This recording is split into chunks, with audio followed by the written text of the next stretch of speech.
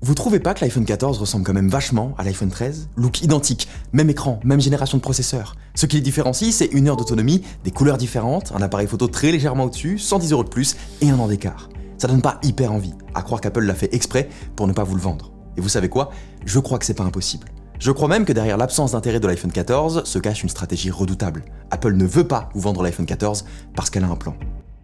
Cette vidéo est en partenariat avec NordVPN. On présente plus NordVPN. C'est le service numéro 1 pour améliorer votre sécurité et renforcer votre confidentialité en ligne en masquant votre adresse IP et donc votre emplacement physique. Mais cette année, NordVPN va plus loin dans la cybersécurité avec la protection anti-menace. Cette fonction inclue dans votre abonnement vous protège de 4 dangers, parmi lesquels les sites frauduleux, les malwares, les trackers et les publicités intrusives. Elle identifie les sites web non fiables et limite leur accès en vous avertissant qu'ils sont potentiellement dangereux. Elle analyse chaque fichier que vous téléchargez et les neutralise s'ils contiennent un malware. Elle bloque les trackers présents sur chaque site que vous visitez, qui récoltent des informations sur ce que vous faites en ligne. Ces données servent à définir qui vous êtes, notamment pour affiner les publicités qui vous sont proposées. Et enfin, elle bloque les publicités intrusives avant même qu'elles ne chargent, car en plus de ralentir et de perturber votre navigation, ces publicités peuvent parfois contenir des logiciels malveillants. La nouvelle fonctionnalité anti-menace protège votre activité en ligne en permanence, car elle est active même lorsque vous n'êtes pas connecté à un serveur VPN, et elle est inclue dans votre abonnement. Vous trouverez un lien en description pour tester NordVPN avec une garantie satisfait ou remboursée de 30 jours. Et si vous prenez un abonnement de 2 ans, NordVPN vous offre 4 mois gratuits. Merci à eux de soutenir la chaîne cette année.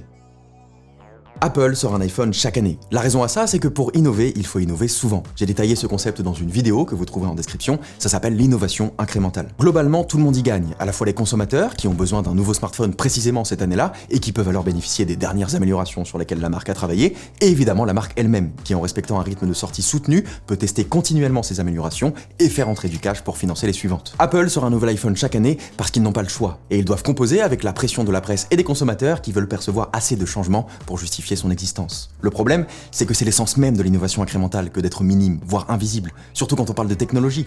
On a beau vous dire que le processeur est 10% plus rapide que l'ancien, si à l'usage vous ne ressentez pas la différence, c'est comme si elle n'existait pas. Alors qu'un nouveau design, ce n'est pas toujours ce qu'il y a de plus innovant, mais ça se voit. Pour satisfaire à la fois l'innovation technique et les attentes des consommateurs, Apple a une stratégie qu'elle exerce depuis l'iPhone 6 et que j'appelle la pyramide de l'iPhone. Quand vous regardez une pyramide de face, vous voyez 3 points qui forment un triangle, mais un seul retient véritablement votre attention, le sommet. C'est cette hauteur qui est spectaculaire. Pour autant, vous n'ignorez pas qu'elle ne peut exister que grâce aux autres points de la pyramide pour former sa base. La stratégie interne d'évolution de l'iPhone repose sur ce principe. Elle fonctionne sur un cycle de 3 ans qu'elle répète en boucle. La première année, c'est l'iPhone qu'on remarque, le sommet de la pyramide, celui qui arrive avec un nouveau design. L'iPhone 6 arrivait avec des bords incurvés qui contrastaient avec l'esthétique saillante de l'iPhone 5S. La deuxième année, c'est l'iPhone chiant, celui qu'on oublie parce qu'il apporte essentiellement des améliorations invisibles, souvent internes. L'iPhone 6S a subi une amélioration des composants et de la solidité des matériaux. Il joue un rôle charnière dans l'entretien de la pyramide, mais il est chiant. Et la troisième année, mon préféré, c'est l'iPhone à polémique, le pilier sur lequel reposent souvent les travaux les plus sensibles et qui menace régulièrement la stabilité de l'ensemble.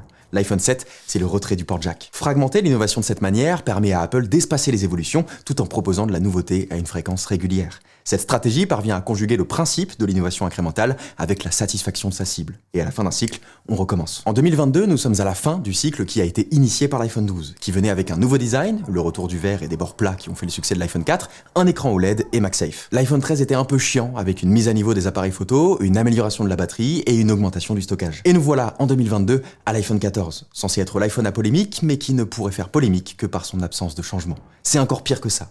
L'iPhone 14, on a même oublié de faire évoluer le reste. C'est la première fois de l'histoire de l'iPhone qu'une nouvelle génération sort avec un ancien processeur, la puce A15, déjà utilisée sur l'iPhone 13 et SE. Bien qu'elle ait été améliorée et qu'elle garde des générations d'avance sur la concurrence, c'est un choix historique. L'iPhone 14 rompt radicalement la pyramide de l'iPhone, et je crois savoir pourquoi. Parce qu'on a déjà vu ce schéma. Vous vous souvenez de l'iPhone 8 ? L'iPhone 8 aurait dû être le commencement d'un cycle, mais à l'époque, je le considérais déjà comme un bug dans la pyramide, qui n'apportait rien de nouveau.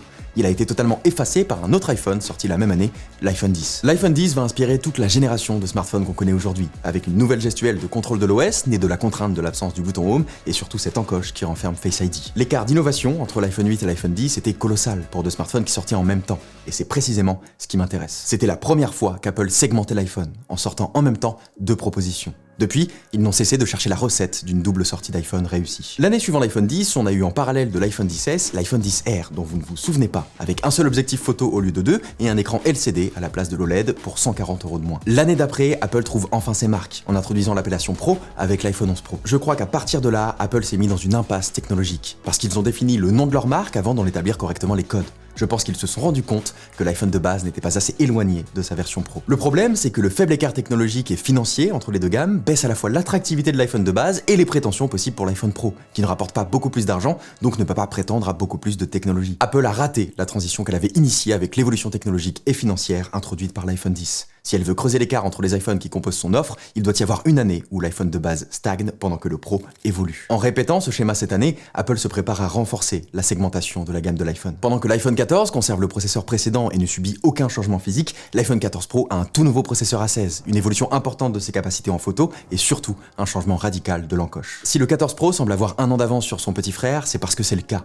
Et cette situation est profitable à tous les niveaux pour Apple. Donner un avantage technologique évident au modèle Pro permet de renforcer son attractivité, surtout quand on en vient à différencier les processeurs. Offrir à l'iPhone Pro une génération d'avance sur le processeur, ce n'est pas seulement le moyen de lui concéder un avantage de puissance, c'est aussi s'offrir l'opportunité de lui réserver des fonctions logicielles avec un an d'avance. Reste à savoir jusqu'où ils peuvent aller sur le 15 Pro sans prendre le risque de cannibaliser l'iPhone 15. Apple a sacrifié l'iPhone 14 pour conclure ce cycle et définir les règles du prochain. Merci à tous, merci à NordVPN, c'était Léo Duff.